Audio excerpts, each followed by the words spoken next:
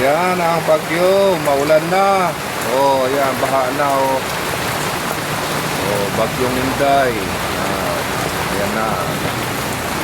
Nagbaha-baha na yung ating pisto. Oh, maulan-ulan na hapon. Oh, ayan ang ating bagyo. Ito na yata ang bagyo na ito.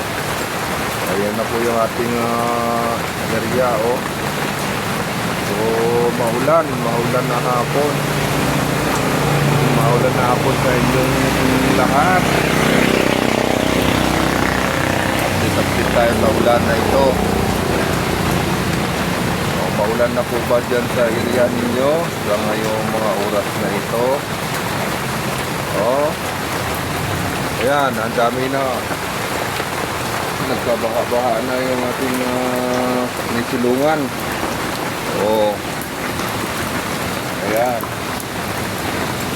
Ayan ang mga sitwasyon ngayon dito.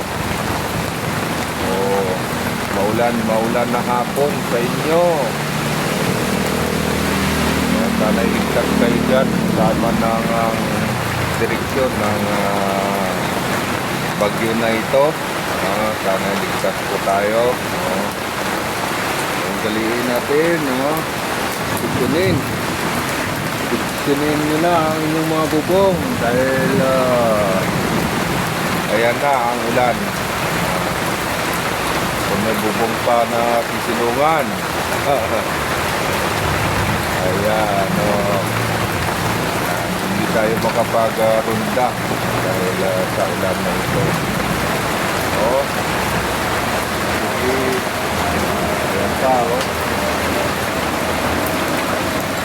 kalukuyan pa rin, kalukuyan pa rin tumutulo. Bumabagsak ang ulan na ito. Dito sa area ko, basa ang paligid dahil sa ulan na ito. Maligayang hapon sa inyo. Dahil sa ulan na ito, hindi tayo makapag-ronda, hindi tayo makapag-ikot-ikot sa ating binabantayan. Saan po ba may bagyo pa? Diyan pa sa area nyo ay umuulan din. Hindi nga, tag nyo nga yan sa mga ulan sa inyong pwesto, ulan sa inyong kinaroroonan.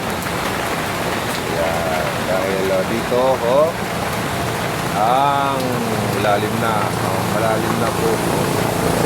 Naiko na yung tubig.